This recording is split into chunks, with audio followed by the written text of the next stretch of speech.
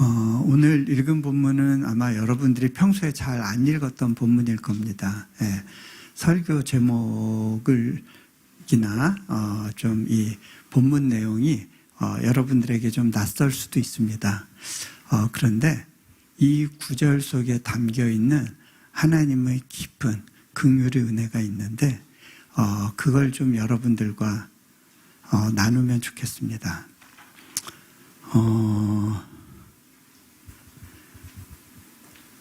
코로나 기간에 제가 그때 잠시 이제 미국에 있었는데 그 시기에 이제 한 큰 교회 목사님이셨는데 이제 목회를 이제 새롭게 이제 목회지에 부임하셔서 그렇게 오래되지 않은 가운데 이제 코로나가 발생했어요.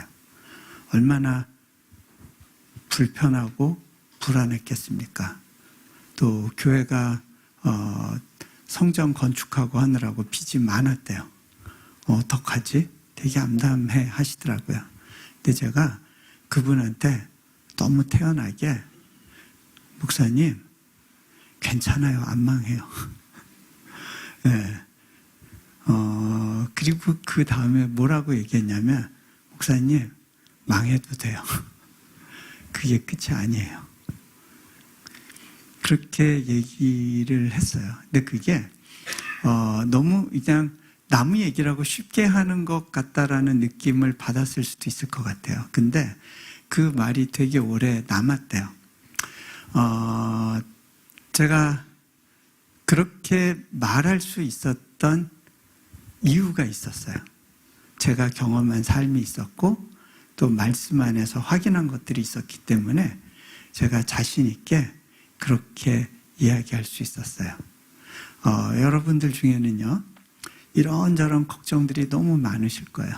대한민국 경제에 대한 걱정, 정치 상황에 대한 걱정, 교회에 대한 걱정, 한국 교회를 향한 가슴 아픈 마음서부터 해가지고, 앞으로 우리 자녀 세대들은 뭘 먹고 어떻게 살아야 되나, 과연 내 아이는 이 험한 세상, 이 AI가 일자리를 뺏는다고 하는데 어떻게 헤쳐나갈까서부터 해가지고 수많은 걱정과 근심, 망할 것에 대한 불안감으로 또 지나오셨을지 모르겠어요. 그렇다면 오늘 말씀이 여러분을 위한 말씀인 것 같습니다. 예. 자,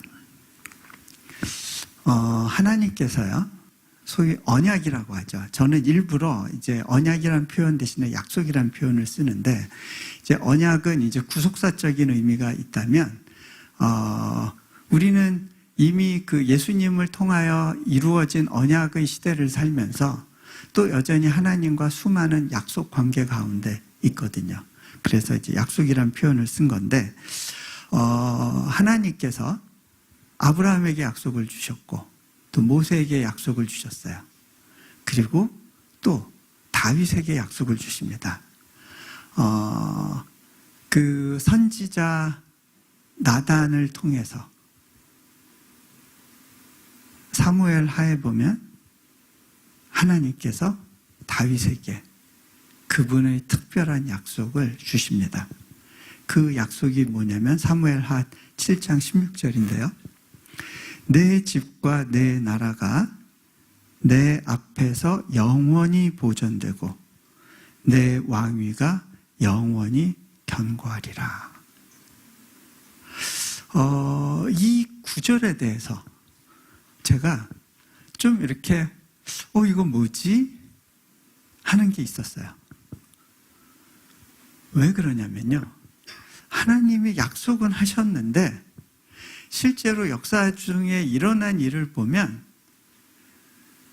바벨론 왕국에 의해서, 제국에 의해서 유다 왕국이 망하거든요.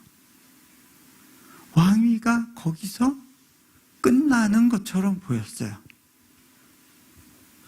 내 집과 내 나라가 내 앞에서 영원히 보존된다고 하셨는데 바벨론이 예루살렘을 점령하고 나서 그 당시에 시드기야라고 하는 왕을 죽이거든요.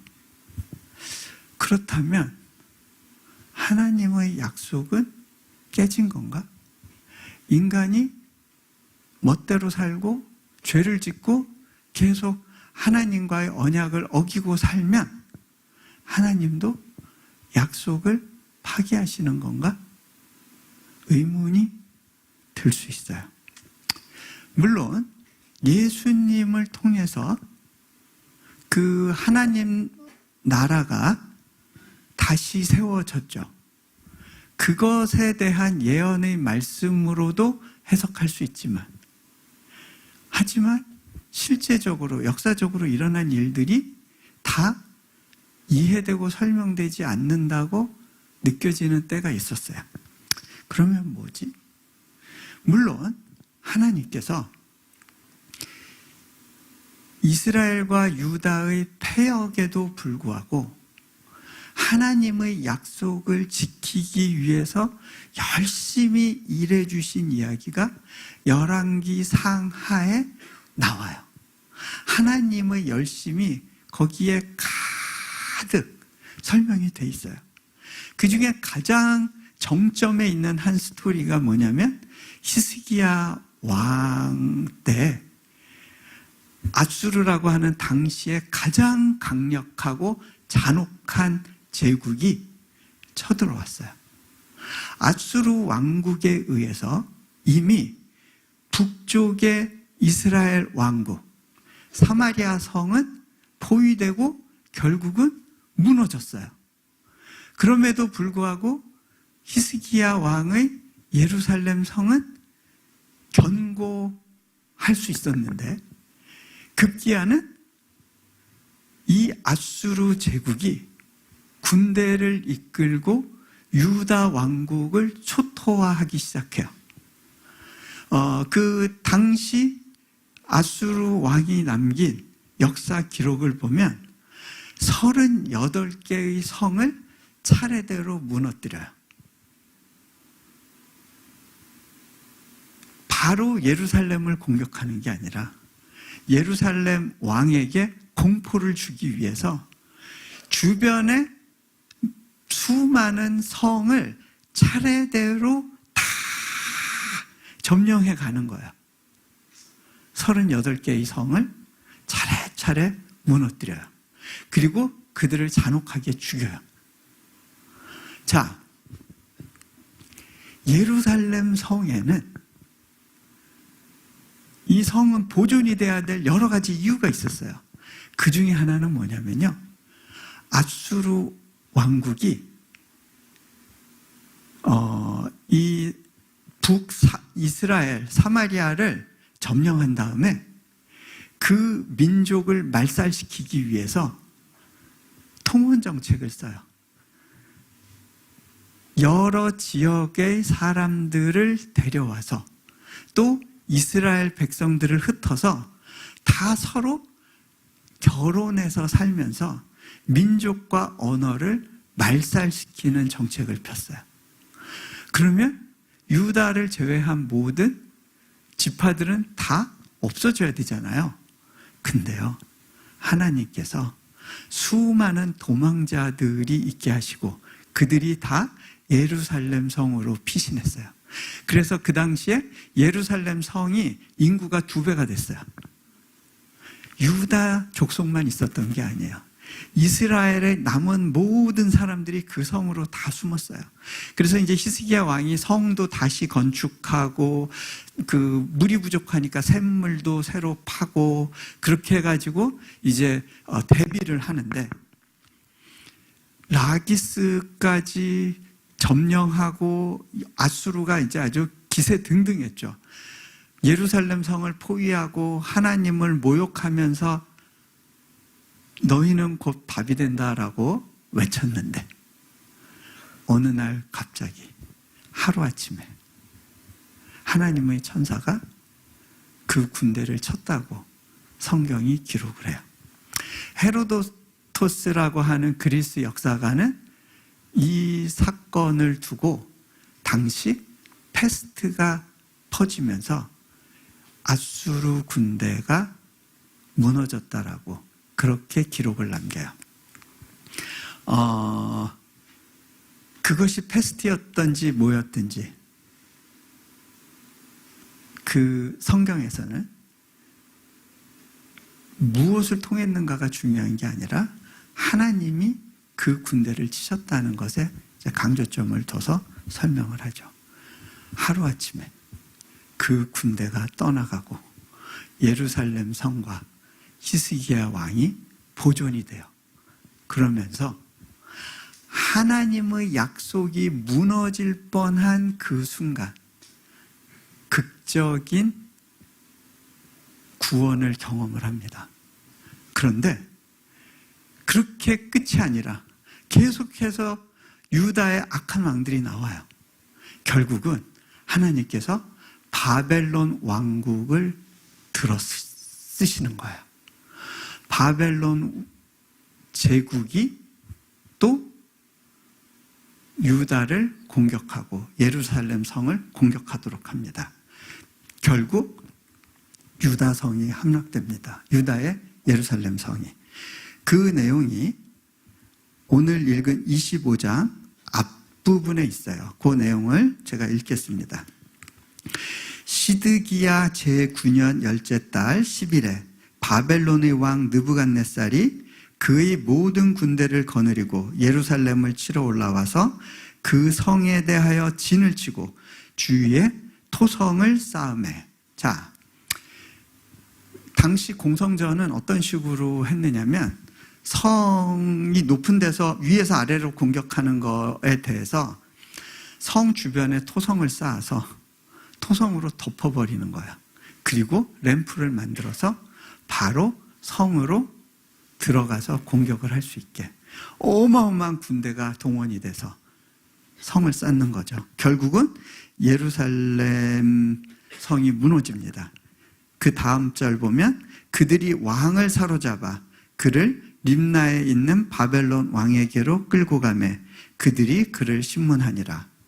그들이 시드기야의 아들들을 그의 눈앞에서 죽이고 시드기야의 두 눈을 빼고 놋사슬로 그를 결박하여 바벨론으로 끌고 갔더라. 여러분, 성이 함락되면 그 왕국의 왕뿐만 아니라 그 모든 일가가 멸족되는 것이 일반적입니다. 이스라엘에서 북이스라엘에서 왕권이 바뀔 때마다 그렇게 왕족들은 씨를 말려서 죽였고요.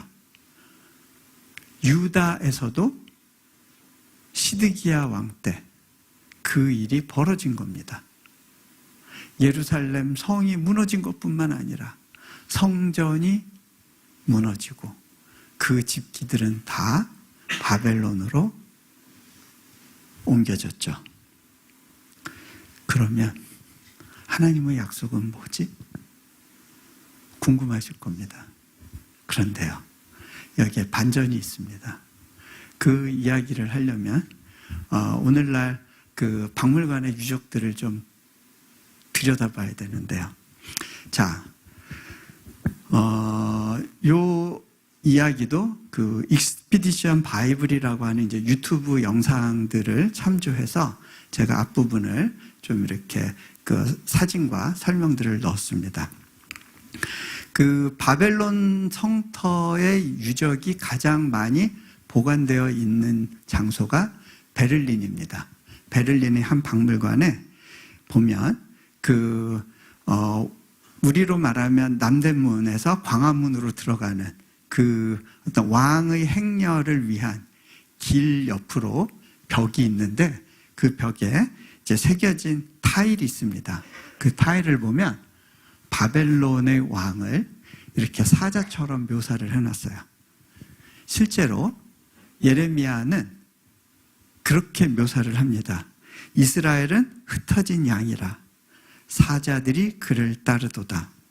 처음에는 아수르 왕이 먹었고 그 다음에는 바벨론의 느부갓네살 왕이 그의 뼈를 꺾도다. 당시 바벨론의 상징이 사자인 거를 이제 예레미야가 알았던 거죠. 자, 이 성터가 이제 발굴이 된 거는 1900년대 초반이었습니다. 독일 사람에 의해서 발견이 되는데요. 콜드베이라고 하는 그 고고학자가 바벨론 성터를 발굴합니다. 그 전만 하더라도요, 많은 그 진보적인 학자들은요, 이 다윗 왕가의 역사 기록을 사실로 인정하지 않았습니다.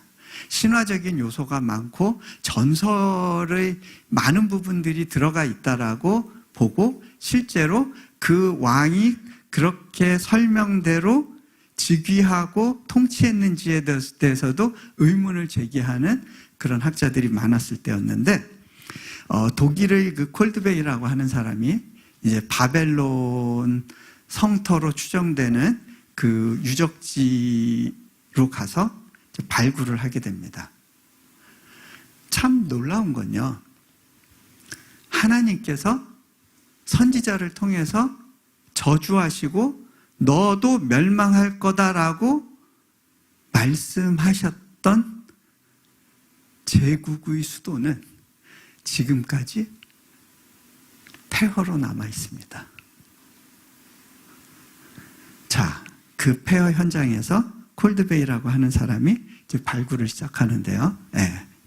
자, 그렇게 해서 이 발굴된 성터 유적의 근거에서 바벨론 성의 이제 조감도를 이제 만들었습니다. 이것도 이제 박물관에 이제 그려져 있는데요. 어마어마하게 거대한 도시가 이렇게 만들어져 있었죠. 에스겔이 강가에서 울었다고 그러잖아요. 네. 저 강이죠. 그리고 저기에는 높은 탑들이 있고 어마어마하게 화려한 궁궐과 정원이 있었고, 그래서 그 당시에 바벨론의 영화를 본 사람들은 저 바벨론이 무너질 거라는 생각을 어느 누구도 할 수 없었을 겁니다. 자, 저 성터의 중심도로, 우리로 말하면 남대문에서 광화문으로 이어지는 그 길 이름이 이슈타르 게이트입니다. 그 이슈타르 문인데요. 그 문 앞으로 왕의 행렬이 지나가게 되고요. 그 행렬 양 옆으로 벽이 있어서 거기에 타일로 조각이 쫙 진열이 되어 있습니다.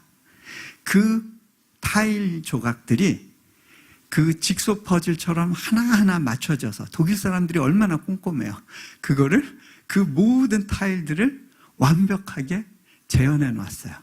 그래서 다음 보면 저렇게 박물관 안에 그 문이 이제 재현되어 있습니다.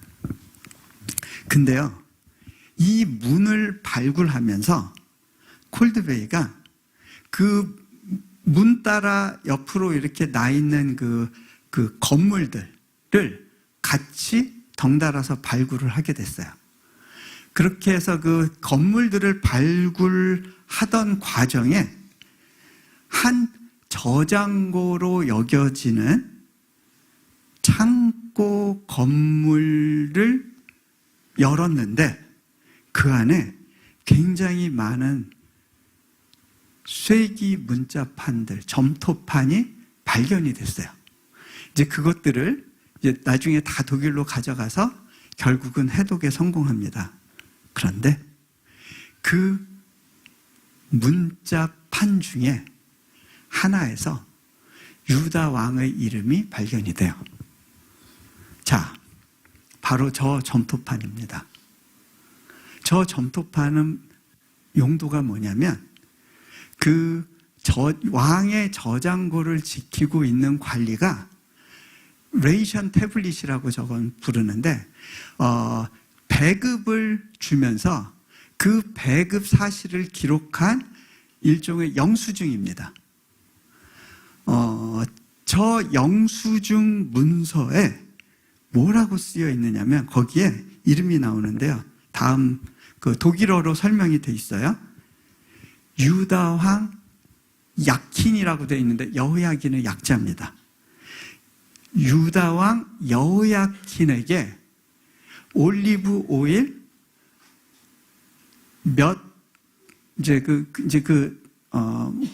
이제 이 사람들이 세는 어떤 단위가 있는데 어느 정도의 분량의 올리브 기름을 전달했고 그 아들들에게 정해진 어떠한 양을 전달했다라고 하는 기록이에요. 자, 이 기록이 왜 중요하냐? 오늘 읽은 말씀으로 다시 돌아가 볼게요.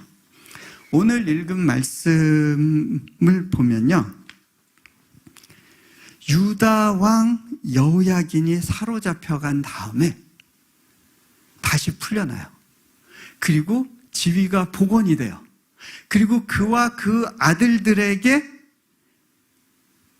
양식을 먹게 하였고 왕의 다른 여러 정복된 왕들보다 높은 지위에 뒀고 또 그가 쓸 것은 날마다 왕에게서 받는 양이 있어서 종신토록 끊어지지 아니하였다고 해요. 성경에서 이야기한 그 사실이 이 레이션 태블릿을 통해서 확인이 되는 거예요. 자, 이게 왜 중요하냐? 여러분, 아까 읽었던 제거됐던 시드기야 왕은요, 실은 정통 왕이 아니에요. 여호야긴이 정통 왕이었는데 이 사람 때 바벨론에게 한 번 또 점령당하죠. 그래서 그때는 여호야긴을 사로잡아 가면서 이 사람과 이 사람의 가족들은 다 살려준 거예요. 그리고 이 사람의 삼촌이었던 시드기야를 대신 퍼핏 킹이라고 그러죠. 네, 허수아비 왕으로 그 자리에 세워놓고 나중에 점령하러 들어가서 그 왕을 복수로 죽인 거예요. 원래 왕이었던, 바벨론이 세운 왕이 아닌 원래 정통 왕이었던 여호야긴은 통째로 가족들과 함께 잡혀가서 보존되어 있었던 거예요. 마치 뭐가 같냐면요, 축구 혼전 상황에서 수비들이 저 친구가 볼을 갖고 있구나 하고 그쪽에 다 모였는데 보니까 볼이 흘러서 딴 공격수한테 간 거예요. 공격수가 그냥 툭 쳐서 공을 넣는 그런 상황인 거죠. 하나님의 약속, 다윗과 한 약속을 하나님이 이루시기 위해서 이 바벨론 제국에 의해서 유다 왕국이 무너졌지만 여전히 그 정통 왕은 바벨론에서 회복되었을 뿐만 아니라 지속적인 공급을 받게 하신 거예요. 여러분, 이 여호야긴의 손자가 누군지 아세요? 수룹바벨이에요. 수룹바벨 하면 뭐가 생각나시죠? 그때 하나님이 정한 바벨론의 기간이 끝나는 거예요. 그리고 페르시아가 새롭게 등장하면서 페르시아가 바벨론을 무너뜨렸고 바벨론이 포로로 잡아갔던 유다 백성들을 다시 예루살렘으로 돌려보내서 성전을 건축할 수 있도록 허락을 해주죠. 자, 그 결과 그 자손이 계속해서 보존되어서 누구에게까지 이르죠? 요셉과 예수님에게까지. 하나님이 그 약속을 정확하게 기억하고 계시는 걸 뭘로 확인할 수 있냐면 신약 성경 누가복음 1장에 보면요. 1장 32절 33절에 가브리엘 천사가 마리아에게 나타나서 앞으로 태어날 예수에 대해서 예언적인 메시지를 던집니다. 그 내용이 뭐냐면 그가 큰 자가 되고 지극히 높으신 이의 아들이라 일컬어질 것이요 주 하나님께서 그 조상 다윗의 왕위를 그에게 주시리니.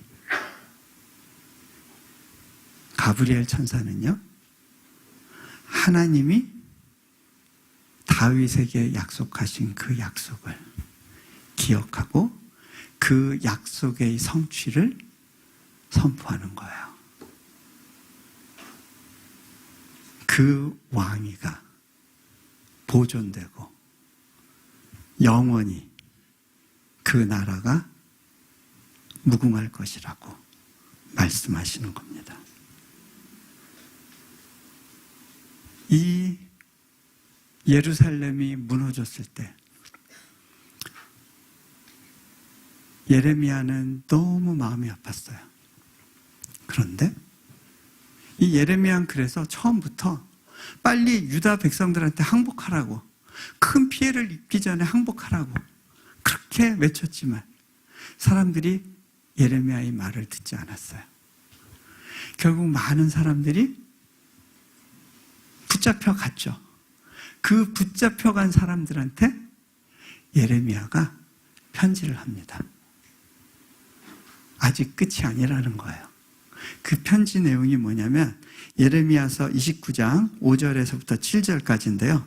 뭐라고 이야기하느냐면 너희는 집을 짓고 거기에 살며 텃밭을 만들고 그 열매를 먹으라 라고 이야기합니다. 아내를 맞이하여 자녀를 낳으며 너희 아들이 아내를 맞이하며 너희 딸이 남편을 맞아 그들로 자녀를 낳게 하여 너희가 거기에서 번성하고 줄어들지 아니하게 하라. 너희는 내가 사로잡혀가게 한 그 성읍의 평안을 구하고 그를 위하여 여호와께 기도하라. 이는 그 성읍이 평안함으로 너희도 평안할 것임이라. 너희 아직 안 망했어. 망한 것 같지만 여전히 기회가 온다. 거기서 숫자 줄이지 말고 열심히 결혼하고 열심히 자녀 낳고 텃밭 가꾸고 나무 심고 살아내라. 피투성이라도 살아내라. 끝이 아니야. 너희가 비록 하나님의 심판 가운데 망한 것 같은 상황을 맞았어도 여전히 하나님은 약속을 기억하고 계시고 그 약속을 이루실 거야. 그래서 예레미야는 그 하나님의 심판과 그 처절한 그 살육의 현장을 경험하고서도 하나님의 말씀을 이렇게 대언합니다. 너희를 향한 나의 생각을 내가 아나니 평안이요 재앙이 아니니라. 너희에게 미래와 희망을 주는 것이니라. 너 네 인생 끝난 것 같지만 아직 안 망했어. 끝까지 가봐라. 하나님 말씀하십니다. 나라는 망한 것 같은데 하나님은 새로운 시대를 여시기 위해서 새로운 사람들을 불러일으키시고 또 그들을 사용하십니다. 그들과 함께 일해 주십니다. 에스겔, 다니엘, 에스라, 수룹바벨, 느헤미야, 스가랴, 에스더, 수많은 다음 세대를 준비하고 계셨습니다. 자,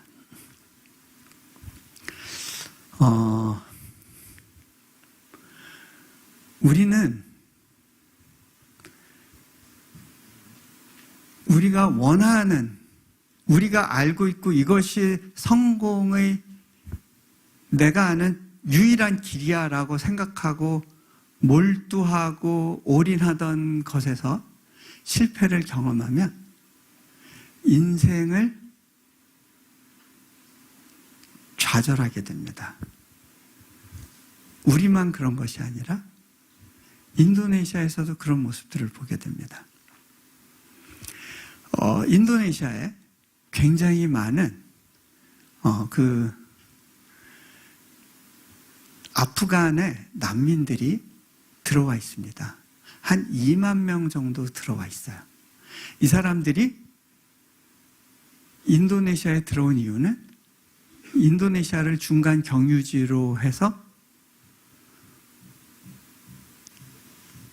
호주나 뉴질랜드나 캐나다나 이런 나라로 가기 위해서 들어왔어요. 그런데 너무 많은 숫자가 들어오니까 각국 정부들이 문을 닫아버렸습니다. 그렇게 7년, 8년 갇혀서 일도 할 수 없고 학교도 갈 수 없고 그렇게 길바닥에서 살아가야 되는 수많은 난민들이 있습니다. 우리 학교에서는요, 그 학생들한테, 특별히 하나님을 믿게 된 학생들한테 공부할 수 있는 기회를 주었어요. 원래는 정식 입학은 안 되지만 얘들이 여기에서 공부를 하고 난 다음에 그 학력 인증을 받게 되면 미국이나 다른 나라 갔을 때 1학년부터 대학을 다니지 않아도 되고 그 공부한 학점을 인정받아서 공부할 수 있고 또 미국 가기 전에 영어로 준비를 할 수 있기 때문에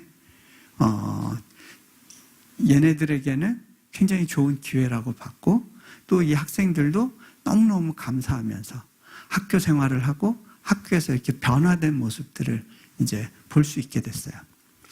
그런데 그 중에 이제 우리 학교에서 다니다가 이제 저는 아무래도 일해야 되겠어요 하고 나간 학생들 중에 보니까 한 학생이 저한테 와서 그런 이야기를 해요. 보고르에만 비자 인터뷰를 준비하던 사람들이 굉장히 많았는데 그 중에 많은 수가 비자 인터뷰도 가지 못하고 기각이 됐대요.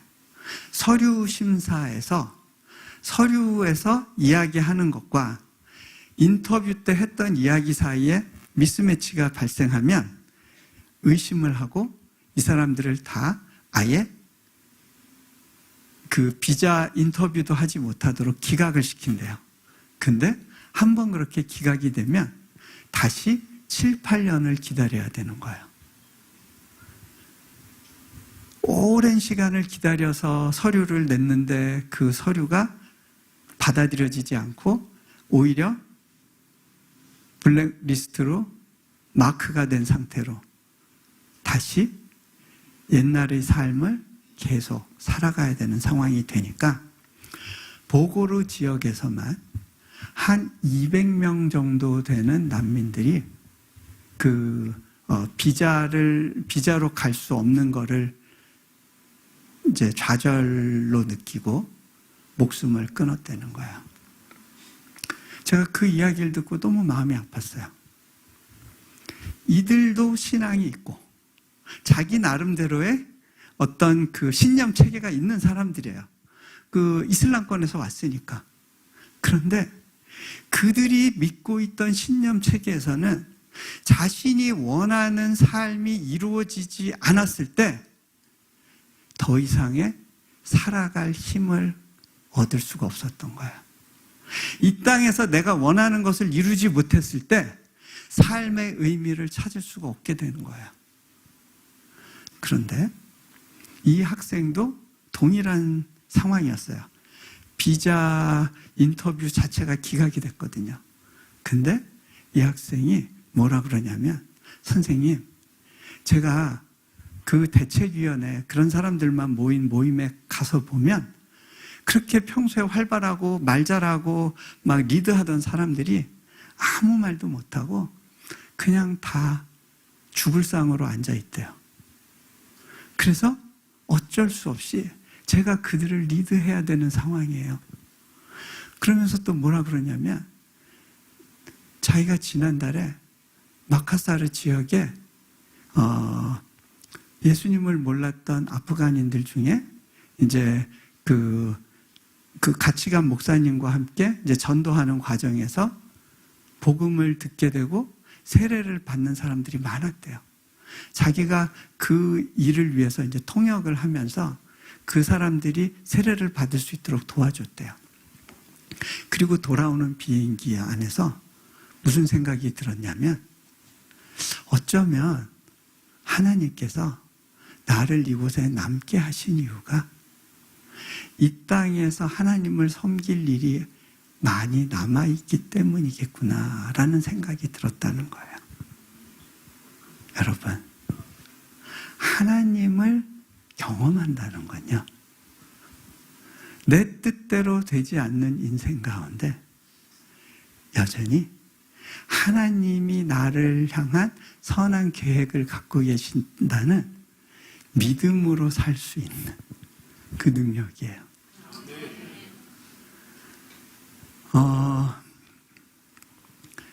우리 학교에 들어온 학생들 중에 제가 3년 전이었나 그때 이제 신입생들이 들어와서 그들을 대상으로 제가 오리엔테이션을 하고 이제 환영 인사를 했었는데요.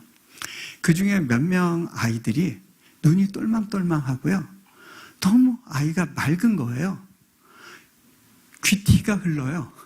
근데 딱 보니까 얘 아프간 난민 아이구나. 근데 애가 귀티가 흘릴 뿐만 아니라 너무 마음이 평안해 보이고 좀 이렇게 존귀하다는 느낌이 들었어요. 그래서 이 녀석들 봐라, 신기하네. 그러고 제가 걔네들을 잠깐 저희 사무실로 불렀어요. 그리고 제가 답은 알 것 같지만 확인차 한번 물어봤어요. 내가 니들이 어떻게 살았는지를 아는데 보통 그렇게 난민으로 오면요, 한 2년 정도를 이민국 앞에서 제발 우리를 좀 감옥에 넣어주세요. 감옥에 들어가면 그래도 먹을 거 걱정은 안 하고 비는 피할 수 있으니까. 그러면서 일가족이 거기에 신문지 깔고 거기서 길바닥에서 한 1년에서 2년을 살아요. 다 큰 여자로서 그 삶을 사는 게 그렇게 쉽지 않았을 거예요. 그런데 얼굴에 어떤 그런 그늘이 보이지 않는 거예요. 그래서 제가 물어봤어요. 얘들아, 니들 얼굴에서 빛이 나. 근데 내가 니들 사는 상황을 아는데 도대체 그 비결이 뭘까? 그 자매가 이렇게 답을 해요. 선생님, 제가 예수님을 믿고 나서 제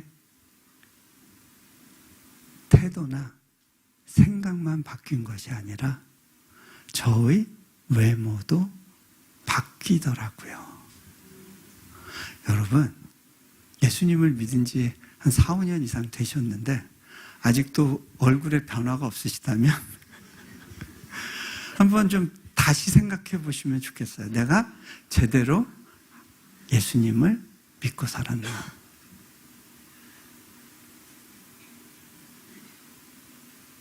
근데요, 여러분, 믿은 대로 길이 열려요. 그 자매가 얼마 있다가 결국 급하게 학교를 떠나야 됐어요. 왜? 미국 비자가 나왔어요. 미국 비자가 어떻게 그렇게 빨리 나왔는지 본인들도 처음엔 얼떨떨해요. 이제 설명을 들어보니까 미국 대사관에 인터뷰하러 이제 차례가 돼서 들어갔는데 보통은 인터뷰를 하고 난 다음에 2차 인터뷰를 해야 되거든요. 근데 2차 인터뷰는 보통 다음에 날짜 잡아서 알려줄게요 하고 보내는 건데, 그 영사가 당신들 잠깐 남아있다가 오후에 여기서 2차 인터뷰 하고 가라고 그런 거예요. 보통 6, 7개월 뒤에 받아야 될 인터뷰를 오후에 받으라니까 이 사람들은 놀랬죠. 근데 오후 인터뷰할 때, 아, 이것 때문이었구나 깨닫게 된 게 있었대요. 그 가족이 비자 인터뷰가 들어가서 순서를 기다리면서 가족들이 같이 모여서 기도한 거예요. 그런데 그 영사관의 책임자급이 지나가다가 CCTV로 그걸 본 거죠. 크리스찬일 수 있겠다. 그렇다면 적어도 테러 위협에 대한 그런 거는 이미 그건 문제가 없는 거잖아요. 그런데 그 기도하는 모습이 너무 경건하고 진지해 보였던 거예요. 이 영사의 마음이 움직였어요. 그래서 초고속 프로세스를 열어준 거죠.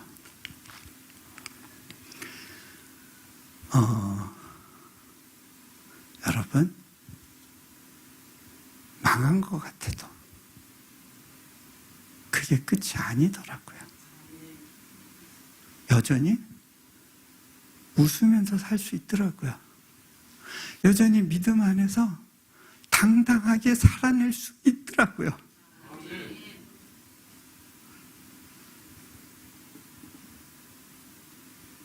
또 하나 이야기를 해드릴게요. 저희 학교에 온 아프간 학생 중에 좀 이렇게 눈꼬리가 이렇게 올라간 좀 말썽꾸러기 청년이 하나 있었어요. 그 청년은 팔뚝에 문신을 막 해놨는데, 그 문신 중에 제일 눈에 띄는 자리에 뭘 해놨느냐면 한자로 불공평 이렇게 새겨놨어요. 근데 이제 저 친구 봐라. 재밌네. 근데 이 친구의 배경에 대한 이야기를 듣고 나니까, 그래, 네가 지금 네 인생을 불공평하다고 이야기하는 거 그럴 수 있겠다고 해줄 수 있겠다라는 생각이 들었어요. 자, 이 친구는 아프간에서 좀 유복한 가정에서 자랐어요. 형이 영어를 잘해서 미국 대사관에서 통역으로 근무했어요. 그런데 그게 이제 탈레반의 눈에 이제 안 좋게 보인 거죠. 어느 날 그 형이 암살당했어요. 그러니까 이제 이 친구는 누나하고 자기가 이제 남은 애인데, 아버지가 급하게 얘들을 빨리 피신시켜야겠다 하고 인도네시아에 가는 그런 이제 미립국 경로로 얘들을 보낸 거예요. 이 친구는 그 무술과 뭐 이런 거를 연마해서 아프간 국가대표로 올림픽에 나가는 것이 꿈이었어요. 그래서 열심히 그 스포츠에 매진하고 그렇게 몰두하면서 살고 있었는데, 어느 날 이제 인도네시아에 들어가게 됐어요. 거기서는 아무것도 할 수 없었어요. 아침에 일어나면 오늘은 뭘 하지? 할 수 있는 게 아무것도 없었어요. 그렇게 거리를 배회하고 있던 중에 아프간에 있던 아버지가 돌아가셨다는 소식을 들어요. 남의 나라에서 천혜의 고아가 된 거예요. 인생이 너무 암담했어요. 이 인생이 너무 불공평했어요. 그래서 그렇게 문신을 하고 막 살다가 그 끝자락에서 예수님을 통해 희망을 보게 됐고, 결국 우리를 만나게 돼서 학교에 들어오게 됐어요. 처음에는 눈꼬리가 이렇게 올라갔던 친구가 1년쯤 지나니까 눈꼬리가 이렇게 내려와요. 기도 제목이 바뀌었어요. 언제부턴가 아프간을 위해서 기도하는 거예요. 그리고 아프간에 복음이 들어갈 수 있도록, 그리고 자신이 그 복음을 전하는 길 가운데 쓰임받을 수 있도록 기도가 바뀌는 거예요. 이거는요, 기적과 같은 일이에요.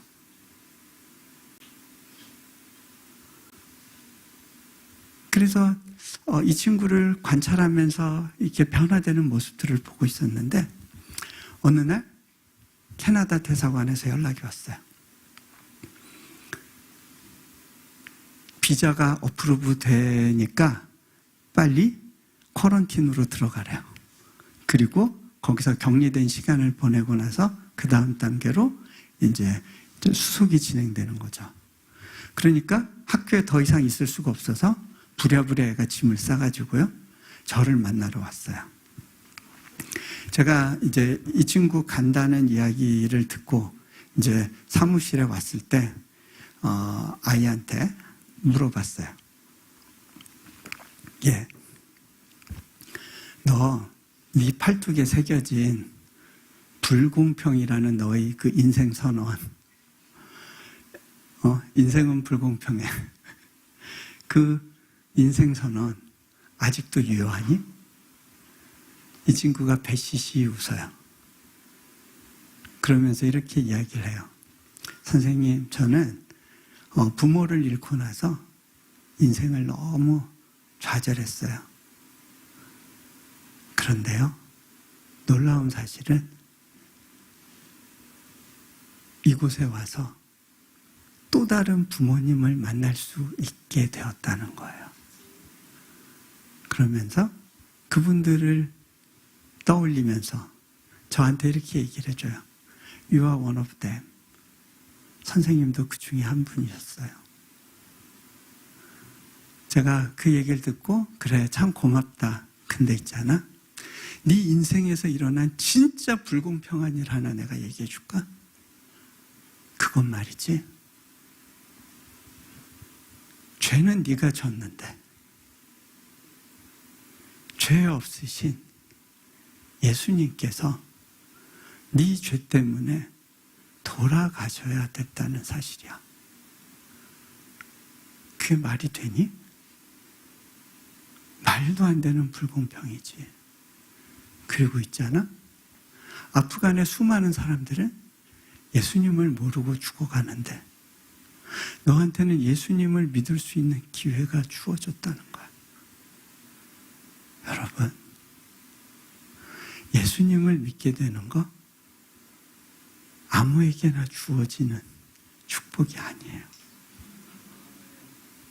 예수님을 믿는 가정에서 태어났다는 거, 이거는 말도 안 되는 축복이에요. 근데요, 제가 또 이야기했어요. 그리고 있잖아, 너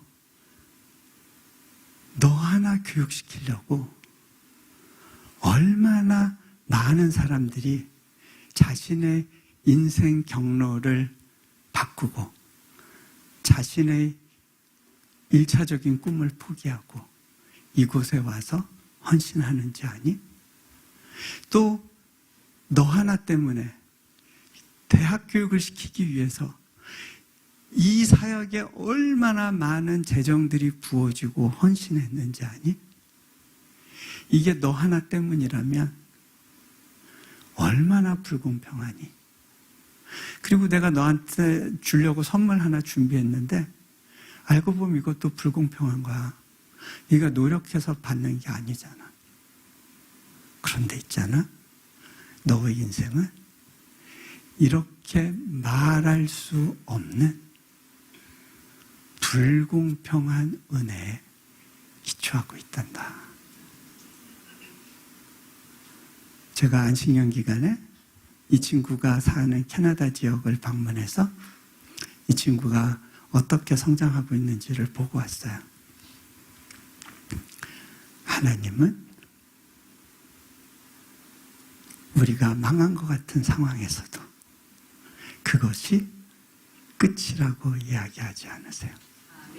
그리고 새로운 시작을 준비하세요. 바벨론은 어떻게 하시느냐?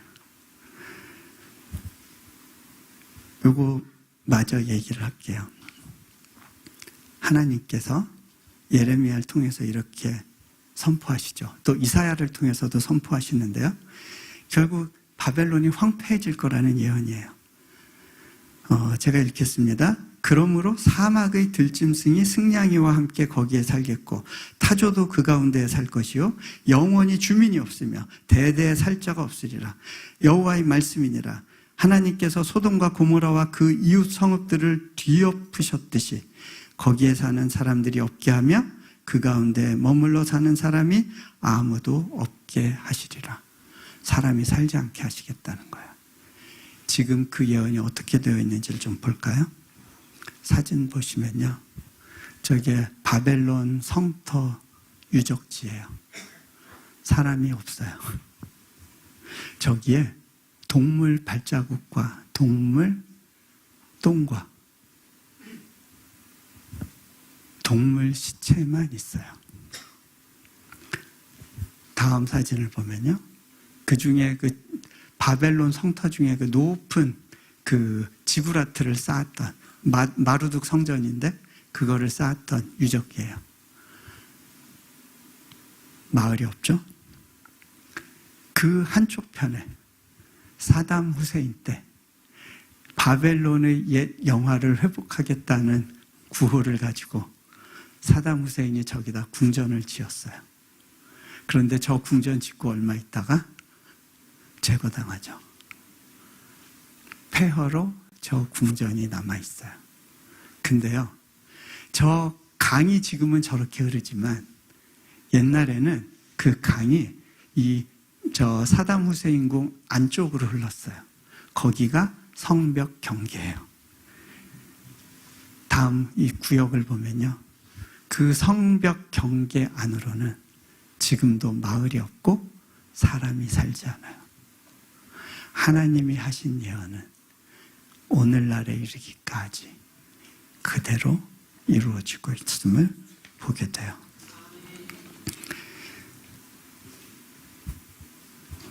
우리는 우리가 하던 대로 하고 살기를 원해요. 그리고 그것이 바뀌는 상황이 오면 불편해요. 그리고 불평해요. 하나님, 왜 나를 편하게 내버려 두지 않으세요? 그런데요, 그 안전하다고 느끼던 세계가 무너져야 거기서 만나는 하나님이 있어요. 이 이야기만 하고요. 제가 마무리하도록 하겠습니다. 저희 아내의 평생의 기도 제목 중에 하나가 저희 아내의 아버지, 저희 장인어른의 예수님 영접이었어요. 저희 장모님은 제가 수술하고 나서 그 컴플리케이션으로 인해서 이게 이제 그 굉장히 생명의 위협까지 느끼는 상황이 됐을 때 저희 장모님은 우리 이서방 살려주세요 하면서 어쩔 줄 몰라 하시다가 동네 교회를 찾아가셨어요. 교회에서 앉아서 기도하면서 막 우신 거예요. 우리 이서방 살려주세요. 그러다가 우리 이서방 살려주시면 저 교회 갈게요. 얘기를 해버리신 거예요. 그 약속을 지키기 위해서 교회 출석하셨어요. 하지만 장인어른은 완전히 완고하셨어요. 사위에 대한 굉장한 분노가 있었어요. 왜? 한국 돌아와서 좀 잘 자리 잡고 그렇게 살아줄 줄 알았는데 네, 명문대 졸업하더니 선교지로 딸 데리고 가버린 거예요. 딸 보고 싶을 때 보지도 못하게 하고. 네. 제가 그 처가댁에서 식사하면서 식사 기도하는 것조차 싫어하셨어요. 그래서 카톡방에 나랑 식사할 때는 식사 기도하지 말아라. 예, 그러시면서 굉장히 완고하셨어요. 근데 보니까 어려서 너무 엄한 부모님 밑에서 방황하면서 사셨더라고요. 그러던 중에 나중에 들은 이야기가 한 번은 교회에 갔었대요. 친구들하고 같이 교회 갔는데 껄렁껄렁하고 뭐 이렇게 좀 이렇게 이렇게 튀는 깽 같은 그런 행동을 하는 모습을 보고 교회에서 쫓아냈다는 거예요. 그게 이제 한이 돼서 다시는 교회 안 가고 교회만은 좀 원수처럼 그렇게 사셨던 것 같아요. 저희 아내가 대학교 다닐 때 수련회를 가려면 한 두세 달 전부터 아버지한테 허락을 받기 위한 작정 기도에 들어가야 됐어요. 아버지가 너무 무서웠어요. 수련회로는 갈 수가 없으니까 방법을 찾아서 이야기를 해야 되는데 그게 참 쉽지가 않았어요. 하루는 그 수련회를 놓고 기도하면서 그 연세대학교 백양로 그 길을 이렇게 걸으면서 하나님께 이렇게 울면서 기도했대요. 어린 마음이었어요. 아내는 이제 대학교 때 하나님을 처음 만났거든요. 하나님, 우리 아버지 좀 바꿔주세요. 우리 아버지가 지금은 핍박하는 사울 같은 존재지만 예수님의 복음 전하는 바울 같은 사람 되게 해주세요 하고 기도를 한 거예요. 근데 그렇게 기도하고도 그 기도가 언제 이루어질지 몰랐죠. 저희가 미국으로 안식년 들어가기 전에 저희 큰아이를 이제 결혼을 시키게 됐는데 그래서 온 가족이 막 한국에 도착해서 아내가 친정집에 있는 그때 아버님이 행동이 이상해서 보니까 뇌출혈 증상이 있는 거예요. 급하게 모시고 병원으로 갔는데 이제 응급실로 들어갔어요. 아내는 이제 애 결혼 준비시켜야 되는데 어떡하지 했는데 아버님이 딱 결혼식 끝난 다음 날부터 응급실에서 나오셔서 일반 간호를 하게 돼 있더라고요. 그래서 아내랑 제가 딱 아이 결혼시키고 나서 그리고 난 다음에 아내가 이제 아버지 모시러 이제 병원으로 들어갔어요. 아버님이 그 뇌출혈 증상으로 눈이 안 보이셨어요. 그리고 음식을 제대로 먹지 못하는 상황이었어요. 근데 아내가 문득 그때 하나님께 사울이 바울 되게 해달라고 했던 기도가 생각이 난 거예요. 하나님께서 뭔가를 하시려고 하시나? 지금 사울이 바울 될 때 그 상황하고 비슷한 상황이 됐네? 근데 거기서 아버님이 아내하고 너무 행복한 시간을 보내셨어요. 그러면서 내가 너무 미안했다. 그러고 사위를 향해서 편지를 써야 되니까 네가 좀 전해다오. 안 보이는 눈으로 글씨를 쓰셨어요. 그동안 내가 너무 미안했다. 내가 개과천선할 테니 나를 용서해주고 앞으로 좋은 관계 속에서 지내면 좋겠다. 아버님 입으로 그렇게 쓰기가 쉽지 않거든요. 그렇게 쓰셨어요. 근데 그 병원을 나올 때 거기 원목분을 통해서 복음 제시를 받으시면 좋겠다는 제안을 했는데 그거는 거절하시더라고요. 아직 때가 아닌가 보다. 그러고 나오시고 난 다음에 우리는 미국에 들어가 있었어요. 근데 아버님이 다시 뇌출혈이 재발이 되셨고 근데 이번에는 상태가 안 좋았어요. 가족들이 이제 요양병원으로 모셨는데 너무 상태가 안 좋아서 굉장히 폭력적이 되시는 거예요. 선망이 오시니까 폭력 증세가 나타나고 막 이 줄 같은 거 다 끊으려고 그러고 막 간호하는 사람들을 막 물고 때리고 막 이래버리니까 병원에서도 이제 손발을 들고 우리가 어떻게 할 수 없으니까 데려가세요. 이런 거예요. 근데 이제 어머니와 동생들이 맞을 준비가 안 돼 있고 너무 힘든 시기였어요. 실은요, 제가 느끼는 것 중에 하나가, 여러분들 혹시 죽음을 두려워하시나요? 여러분이 혹시 과거에 수많은 문제나 어려움과 감정적인 것들을 그냥 하나님 안에서 건강하게 처리하지 않고 눌러놓고 사시지는 않았나요? 저희 아버님은 누구의 도움도 받지 않고 내 스스로 깨끗하고 당당하게 정의롭게 살 거야 라고 하셨지만 실제로 마지막 가시는 모습 속에 그분이 갖고 있었던 그 마음속 깊숙한 심연에 눌러놓았던 그런 두려움과 분노가 다 터져 나오더라고요. 그 모습을 보고 자녀와 모두가 다 놀라버린 거예요. 그런데 그 상황 가운데 제게 느낌이 왔어요. 아, 하나님이 곧 데려가실 수도 있겠다. 아내가 기도한 대로 안 될 수도 있겠다. 저희 사역자 중에 혹시 지금 한국에 나가 있는 분이 없는지 찾았어요.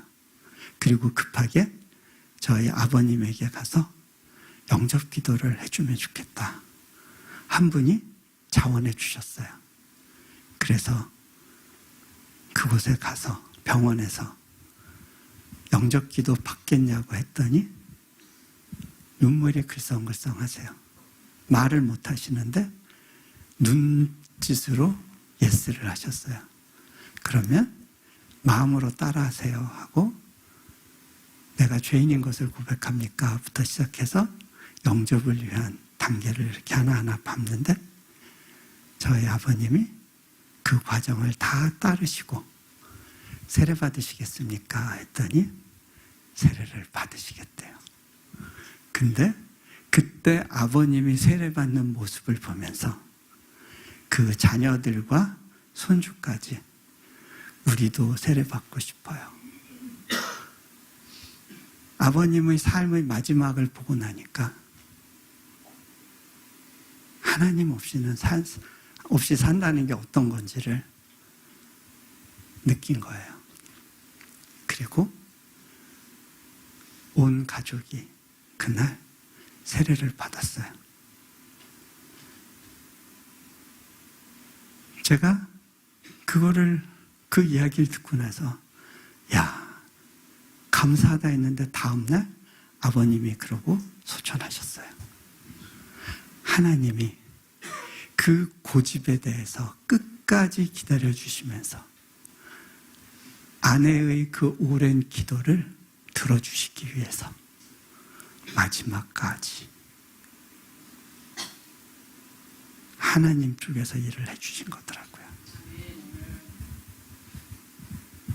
보니까 이 아버님의 죽음 때문에 온 가족이 구원을 받게 됐어요.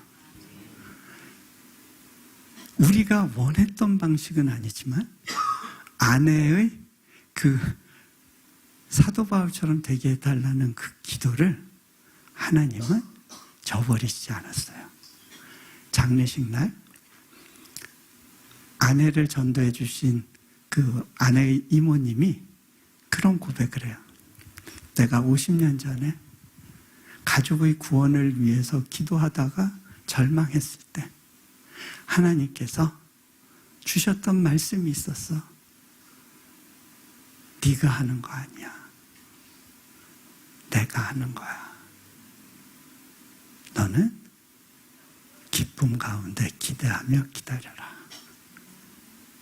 그 50년의 기도 가운데 하나님이 마지막 하루를 남겨놓고 그 기도의 응답을 주시더라고요.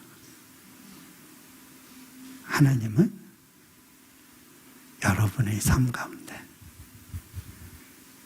여러분에게 주시는 약속이 있으신가요?